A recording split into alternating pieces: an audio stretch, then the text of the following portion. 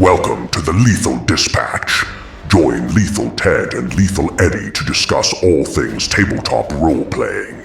Featuring me, Torin Grimblade, your invincible, powerful, lethal but somehow modest spokesman for lethal fantasy games.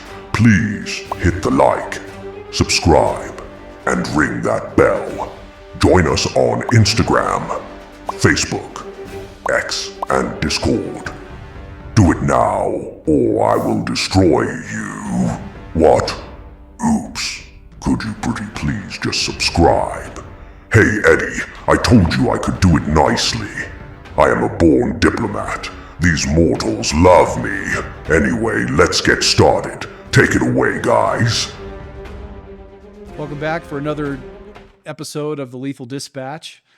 We have a very interesting conversation to have with our audience today. Right, this is going to be a good one, I think. Yeah, very, very cool conversation about something that a lot of people that like to sit around and play tabletop role-playing games will really relate with. And that is that, you know, how many movies actually could you turn into a legendary type of D&D campaign? I mean, I want you to imagine this movie that we're going to talk about, the movie Rogue One, a Star Wars adventure, from the perspective of, say it was a grimdark campaign with escalating, you know, lead ups into a really dangerous ending combat that ended up with a legendary TPK. Right, and a TPK that leads to an even greater story. So, I mean, it really is set up. And if you don't watch a movie looking for these kind of things, you don't see it. But, you know, especially since we've been so immersed in our upcoming release and all that, looking at these things, it sort of drew that out. And it really does fit. And this one is about as good of an example as I think you can find. It is. So what we're going to go through today, we're going to kind of talk about the way that this particular group came together, because a lot of times in a tabletop role-playing game, you know, like Dungeons and Dragons, or for us, Lethal Fantasy, when you're as the game master sitting there, how do you bring your characters together? And this is something for our audience. Do you do the traditional, hey, everyone just happens to be sitting in the tavern? Yeah. Or do you come up with plot hooks based on each person within your group in advance, do a little bit of background, and have each of them have their own reason for being there and coming into this action that's kind of drawing them all together as a group? And sometimes, as we'll see, if you've ever seen Rogue One, doesn't mean they all think the same or get along or agree with everything. This is why, you know, sometimes session zero can really lead to a great campaign, you know, creating all that, because this is an example where Session Zero would have had to laid out a lot of the scenes here, you know, the little girl scene and all of that has to really be something that was developed as a precursor to what's going to come. And that would all be set out, you know, in backstory.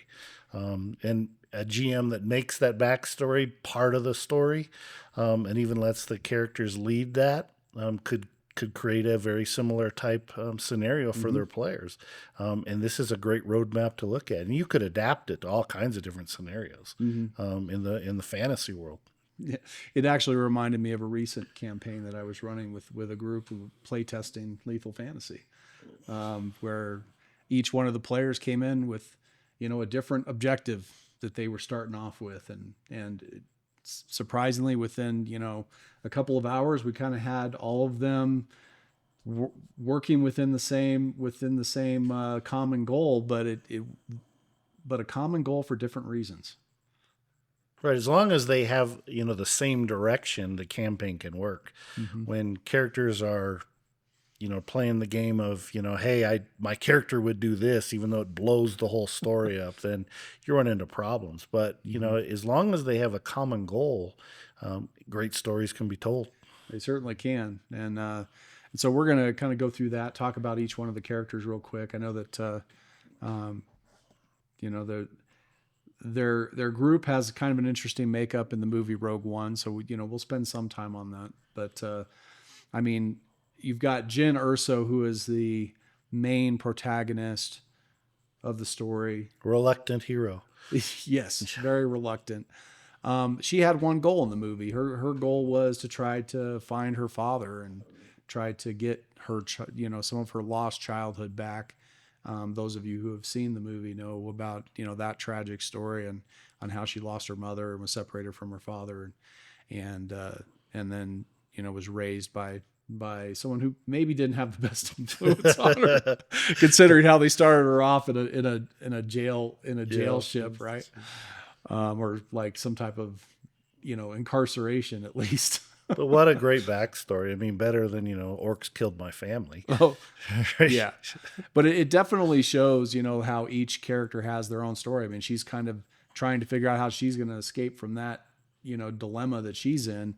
And right at that moment is when we get the second and third member of the group. We got Cassian, Andor, and K2SO that come in at that point to rescue her, as well, they're looking for her father. Right. So totally different objective. Matter of fact, when you get into some of the later parts, you realize that Cassian's intentions for meeting her father were not necessarily good ones. As his plan was to try to take him out, or he was instructed. That was right. what he was told to do by the leaders of the rebellion, was to kill him, because he was the one building this weapon for the Empire, the Death Star. And so it was a very interesting thing. And of course, K2SO, who is a droid, that is traditionally, kind of an enforcer that the Empire was using at the time to kind of capture escaped, prisoners, or to, kind of keep people in line. But it was great how they turned a droid into something different than what we had seen in the original, which was sort of the cowardly C-3PO and the brave but non-talking R2-D2. Yeah, I mean, they definitely set this droid up as kind of that tank type. Yeah. He kind of stood in the group and filled that spot of kind of that fighter tank position in their little party that they were starting to develop. Right, and class-wise, I mean, Jin is much more of like a rogue bard type, and Cassian's sort of that ranger rogue kind of an idea. Mm-hmm. Definitely a little bit of both. You could definitely tell he had some ranged assassin capabilities. He's definitely got some piloting capabilities. Obviously, with K2SO kind of being his buddy, that K2SO was kind of, I kind of saw him as like similar to like a ranger with an animal companion, except with a droid in this case, But then, you get past that first little introduction where they get rescued and they go back and they meet the rebellion. And it was very interesting to me to see how the group dealt with difficult situations. And you could tell that if you were to put those in context of a game, if they're sitting there talking to the Rebellion Council and trying to convince them that it's time to go and rescue, everyone and have them all, risk their entire rebellion to go get these plans from the Empire, and to have them in that situation where they literally turned them down and said, nope, we're not doing this, and the fact that the group figured out a way to make it work anyway. So we'll do it anyway. Right. Which is a great story. I mean, that's what, and that's sort of the basics of a lot of story. I just went the other night and saw Mission Impossible, right? So he never does what he's told to do, right? No. I mean, that's the premise of every one of those movies. So, yeah. Well, it just goes to show you that just because you don't have a great diplomacy role doesn't mean that you don't just try to figure out an alternative. What is plan B? Right. And truthfully, joking about Mission Impossible, but it is the basis of how many movies? I mean, how many Star Trek movies did Captain Kirk not do what he was supposed to do? I mean, that's the basis of him. I mean, the Kobayashi Maru, not to get into a whole other Star Wars or Star Trek, space conflict, but it's the same thing. It is. So, I mean, it's after this initial, rescue and they go looking for this pilot, which happens to be one of the other members of the group that eventually comes in. But they're looking for this pilot who supposedly has the plans to the Death Star. And so they go looking for this pilot. They land in this holy city, this kind of desert. I don't know if it wasn't Tatooine, but it was, another planet that kind of had a similar terrain to Tatooine. And so they land there, and they're going about trying to figure out, where's this pilot at? They kind of had an idea. And of course, Jin had more than an idea, I'd say. Yeah, that's fair. They end up getting into a fight in the middle of this little town. It wasn't intentional, but just kind of they were in the wrong place at the wrong time. And this rebel force, is attacking the Empire forces right at the moment when they're coming in and getting started. Right. Probably not a random encounter, but it certainly is. It's it's sort of that mini quest along the way that gives you more information that lets you continue on your path. And it was the kind of battle like in the middle of the city that I would love to put together as a game master, as far as all of the terrain aspects that were involved in it, dealing with the explosions and the innocents that were in the middle of the battle, and you have Jin right in the middle of it, go running to save this little girl and barely escapes without getting blown up. So just, there's just some really cool aspects of even that first initial little fight that they had together, where they actually met two more of the people from their group. Right, which is, that's bonding and again, sort of progressing that overall story to get to the end goal. Yeah, Chirrut Imwe, I'm probably not pronouncing his name right, and his sidekick, well, I don't know, they were kind of, I don't know if I would call it sidekick, but Chirrut Imwe was a blind monk in the movie. Right. And I really like him as a character, just he wasn't a Jedi, but he believed like super, super deep in the Force. And even though he was blind, you see him in this opening battle, like go right in and take out a bunch of stormtroopers just by, basically either the Force or just hearing where they're at and making, adjustments. And then of course, right at the end, when you think that, oh man, there's no way he's going to get away from all these additional stormtroopers that come rushing in.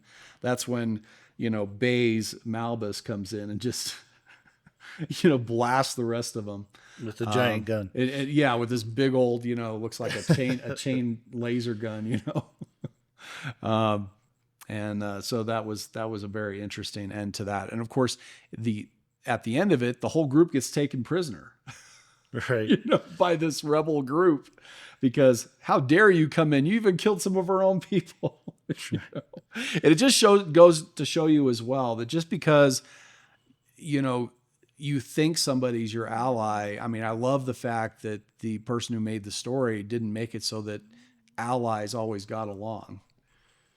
Sometimes they disagree. Sometimes the ally will put you in jail if you do the wrong thing. We've seen that at the table, right? There's a little bit of infighting between them. Mm-hmm. And one thing I should mention is, we spent a lot of time talking about darkness and, fighting in the dark and when unable to see. And, we've got a pretty good mechanic ourselves to sort of emulate this kind of fighting, which is, I guess, a plug for our game. But, we've kind of done that. And that was an inspiration when we were talking about and creating that.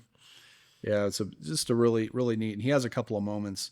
I actually, think that that's one of the other items here in this particular movie, and all the main characters played a role. They all played their role and had their highlights on how they stood out, how they took their gifts and attributes and were able to contribute to the overall success. Right, that moment to shine, right, which is what GMs want to do. Is everyone at the table needs to have that moment to shine, or they feel left out. They're not part of the story. So that's, again, backstory, listening to your players, figuring out what they want to do and what they're best at and what they enjoy, and then you create that story with them.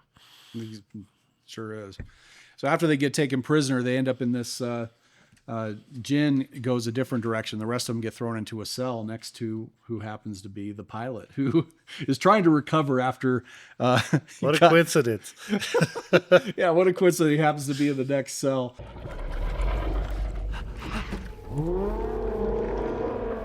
What have you really brought me? Cargo pilot. Borgullet will know the truth. And of course, immediately Cassian goes and says, well, you know, he starts taking out the lockpicks and starts working on trying to break them out. And so as they're going through that, they see the pilot, and of course, immediately, you know, Bodhi Rook is Bodhi. I think it's Bodhi actually. Or not Bodhi, but Bodhi is kind of like he's in this haze. Bodhi is the name of the pilot. Right. And so he's trying to recover after getting, you know,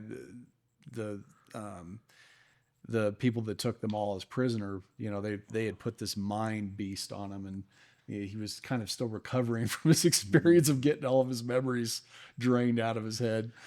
And so, you know, Baze, who is the kind of the sidekick to the monk, Right. He hears about this Imperial pilot, and he just wants to kill him on the spot.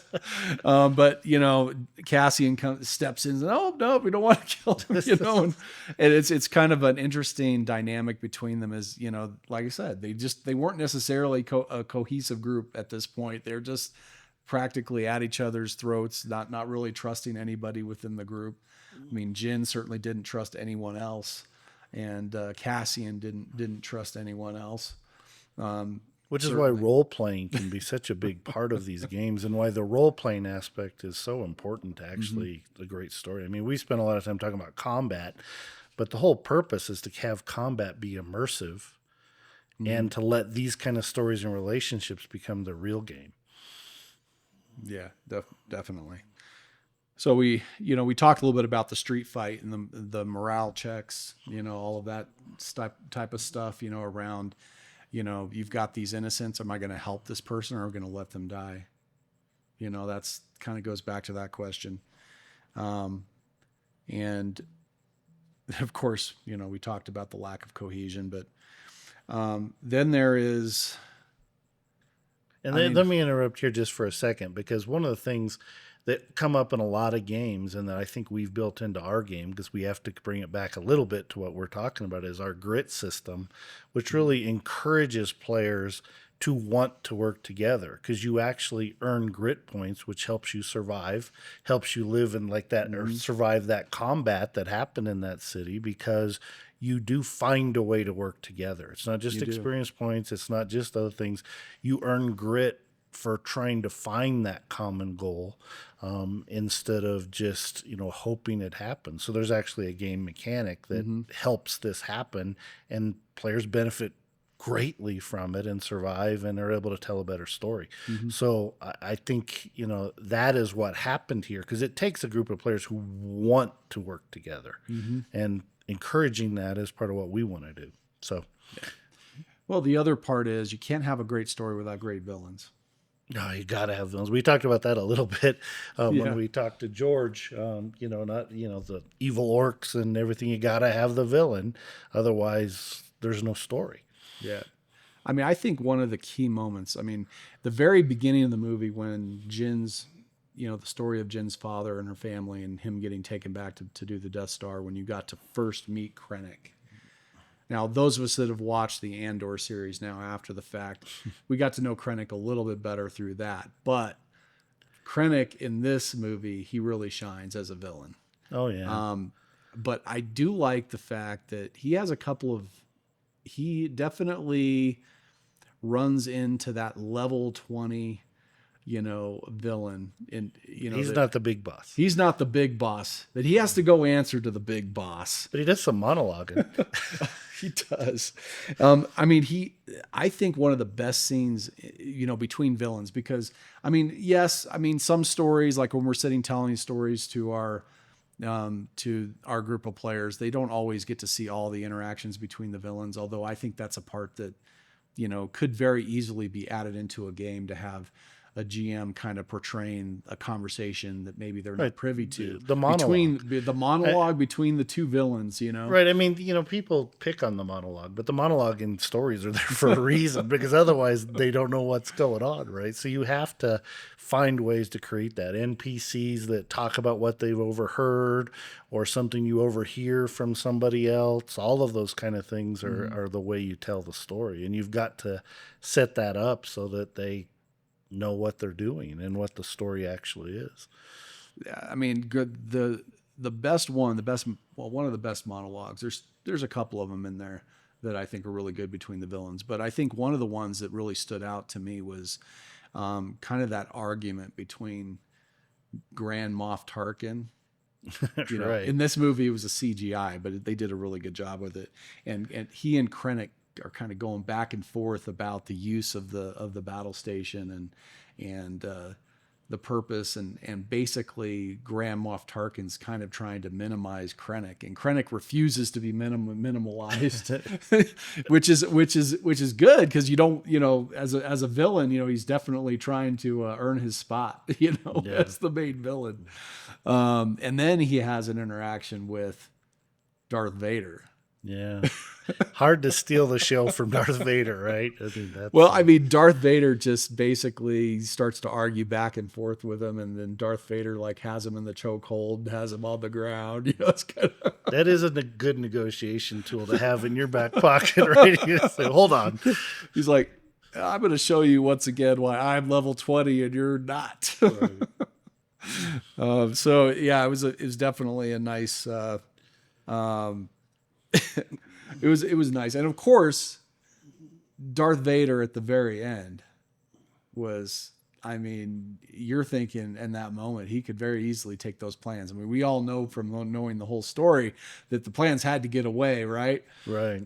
But when you see the scene with Darth Vader when he lights up his lightsaber and all the red glow around him as he basically comes in and starts demolishing all these rebel guys that are right in front of him is pretty amazing scene. And like I said, just kind of shows there is no hope of escaping from this. And it just sets guy. him up as the alpha big guy, the people that, they need to be afraid of, and that, the end game of the whole campaign is to get there. Mm-hmm. Although is. we all know it winds up a little different than you would think, just being a classic fight. But what also goes to, the end game doesn't always have to be just some big brawl. There can be another way to get there. Yeah, and then of course, we talk about the villains, but then, I mentioned the whole thing about the rebellion refusing to support the group and go in and get these plans because they thought it was too dangerous, that it wasn't really going to be possible to do what they wanted to do. They felt like it was a trap. And so unfortunately, Jyn made a great monologue herself in that moment to try to, inspire everyone in that room. And she did convince a lot of them, but not enough, unfortunately, to sway them to be able to really support them. Now, this does change later when they realize, well, oops, the disobedient group goes out, they steal a shuttle, and they start going on their own without the support of the rebellion, which they were not very happy about.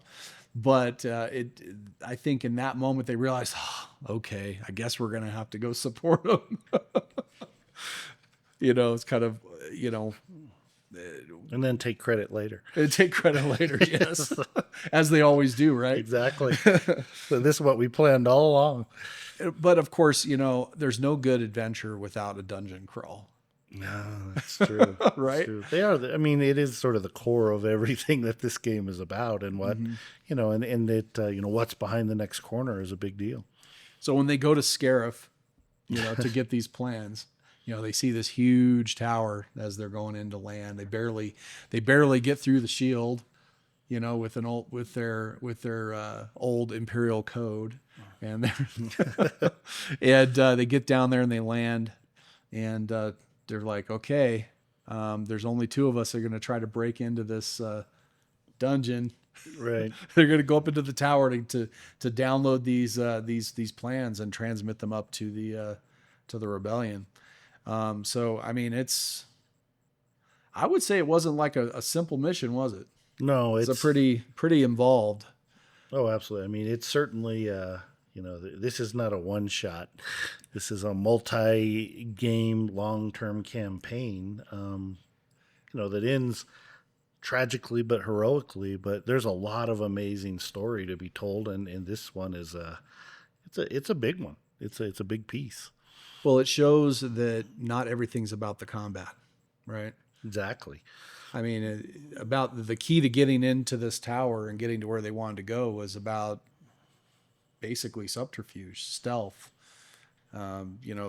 using their ability to be able to deceive the empire around them, to be able to hack into the mainframe and get the plans that they needed.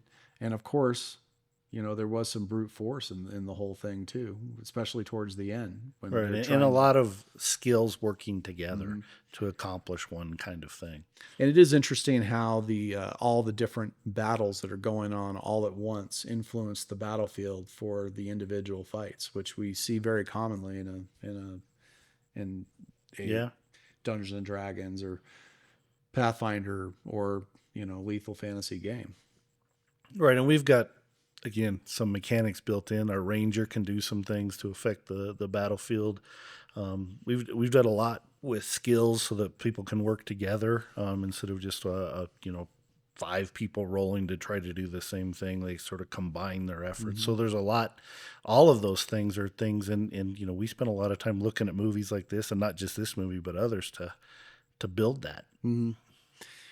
Yeah, so I mean, when you're looking at the increase in difficulty as they are moving through all these stages on Scarif to try to get to the plans, everything starts. You think in the beginning it's going to go pretty well. They manage to the initial group that comes in to survey the ship and stuff. They end up being able to take them out and take their uniforms. And so they get past the first part, and basically the instructions are, hey, hold down the fort, keep the ship running, because that's our only way out of here. Right. Yeah. And so they get up into the tower, they get up to where they're supposed to pull the plans. And of course, K2SO is with Cassian and Jin as they're up there, working on trying to get these plans. And of course, K2SO, he just kind of locks the doors to the archive. And so that they're in there trying to pull this thing while he's covering the door. And the part where, basically K2SO sacrifices himself to make sure that they can finish their objective. I mean, that's one of the first ones that kind of stood out to me. And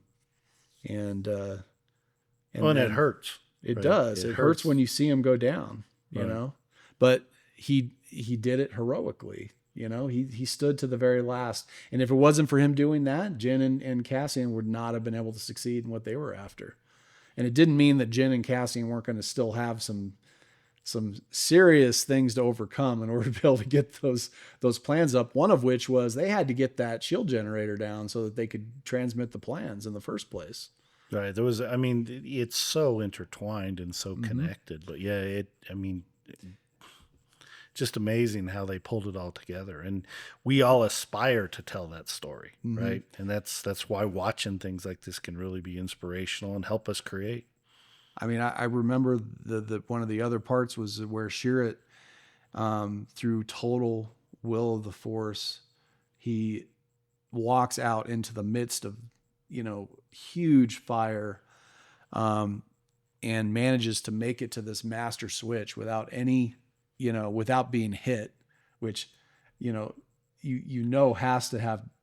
has to do with the Force. You'd think it's not just luck, Just that stormtroopers can't shoot straight.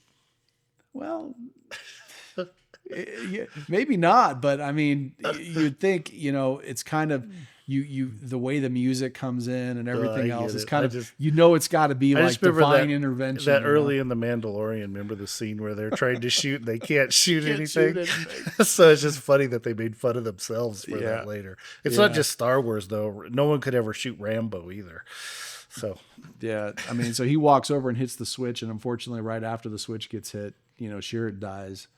And of course, Baze like goes into almost a frenzy at that moment when he sees his, his companion go down, and he goes on this kind of this final stand where he goes in and not to mention, I mean, this all happened before, but the pilot, he was in that situation where, things were starting to really back up on him, and he ends up back on the ship and ends up, the ship ends up blowing up, unfortunately, because somebody threw a grenade in and just blew up the ship. But, he was trying to do everything he could to try to, keep that ship running and everything. But everyone kind of knew when they saw the ship blow up, they're like, oh man, that's kind of the signal that, no, this is probably not going to go real well now that their only escape is gone. Right. Right. So it's, and all of this is going on. And at the same time, you've got Grand Moff Tarkin and up on the Death Star, talking about how they're going to blast the surface, and the drama of it and that feeling in your stomach is just like, oh, this is not good. So then, and so Moff Tarkin is getting ready to blast the place, and he doesn't care about the fact that the other villain is down on the surface trying to stop them from stealing the plans. No. He's like, let's get rid of him at the same time. Typical villain, right? Villains are bad guys. Yeah, I mean, it's and then of course, Jyn and Cassian, they get to the top, and they're able to get the plans. They finally get the plans relayed. Finally the shield comes down. You've got the Super Star Destroyer that crashes down through the through Great the scene. shield. It's great visual. Destroys the whole shield component of the around the planet.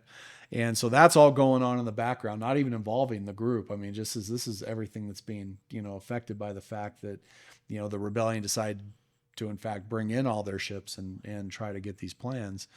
And so, as all that happens, you've got, obviously the Death Star fires on the surface, basically to destroy the archive.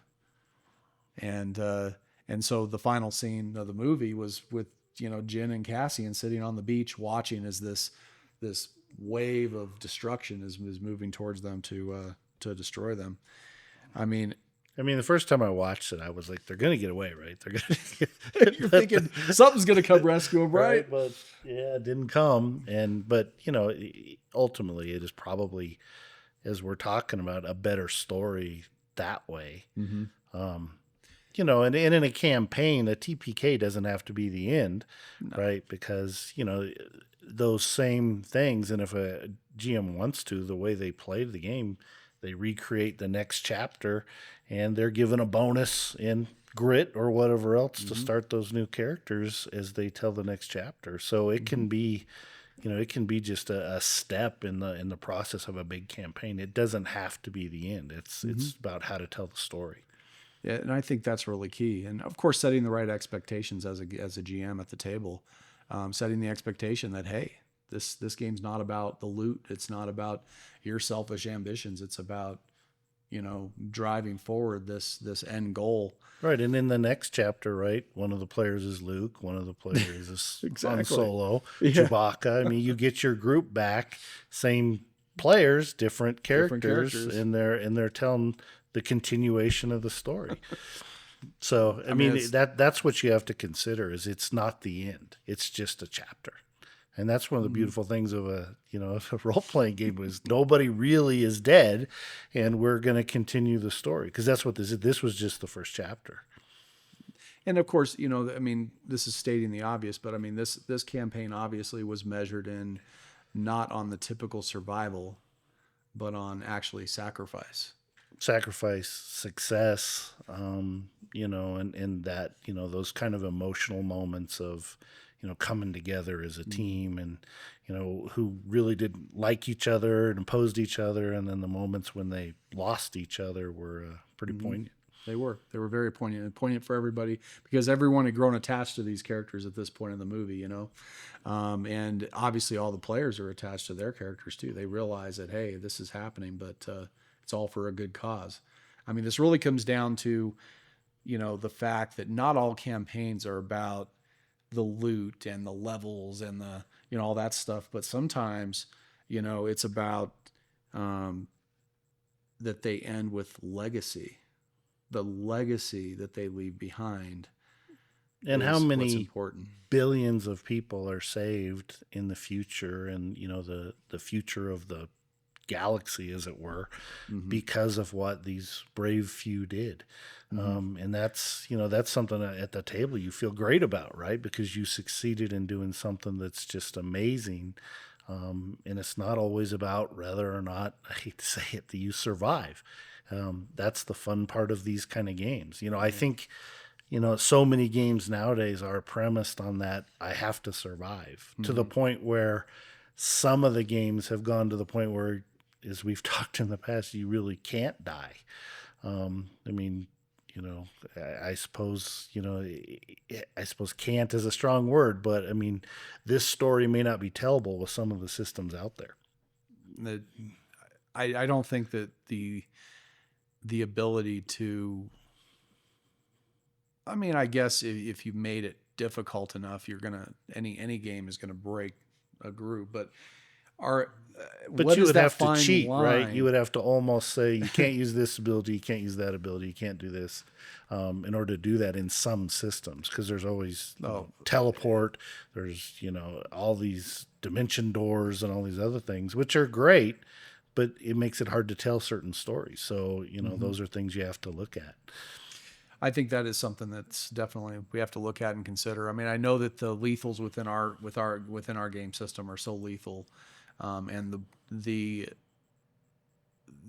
healing aspects within our game and how we handle healing wounds over time and you know, the accumulation of wounds over time that lead to an eventuality. If you don't do something about it, you're going to die. Or right, and even magic. I mean, you know, we've really spent a lot of time making a magic system that makes you powerful and really an awesome mage, but you do not have all these get out of death free cards that a lot of games provide, just because we want it still to be, well, a little tense, a little risk that you're taking in the game, because without that tension, without the worry that you might, you know, succumb, again, you're not telling a great story, because you always knew you could just pop away.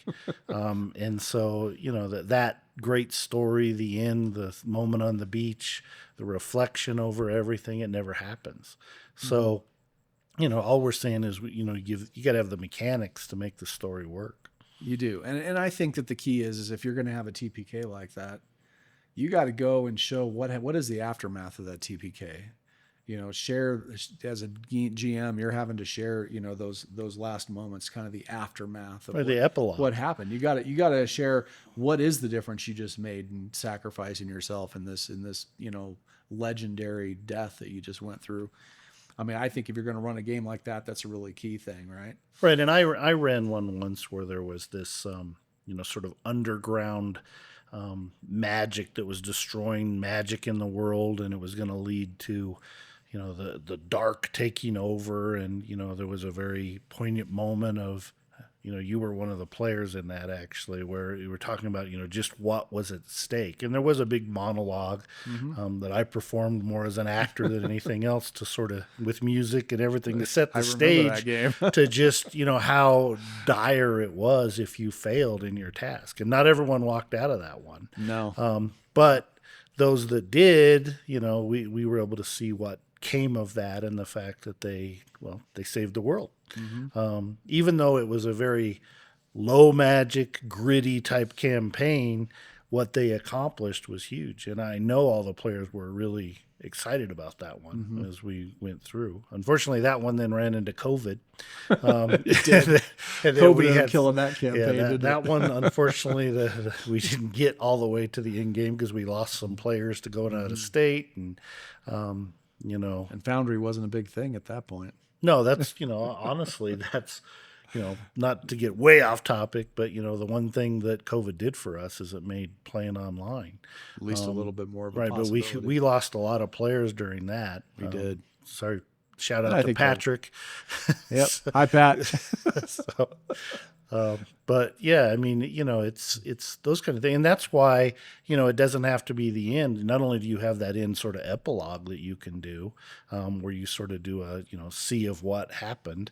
But you can agree that, well, let's tell the next chapter, make the characters, and let's see where that leads. And that's what happened here, as we know, because that's when you get A New Hope and Luke Skywalker and everyone else, and they could be the very same players. They are. I mean, you definitely know that there's a level 20, bad guy that's coming for Leia. I mean, you've got the passing of the baton where the guy can't get, the door gets stuck and he can't get through, and he's trying, and then right before Vader gets to him, he hands off this key card, and within a couple seconds they've got this ship separated from the big ship, and they make their escape.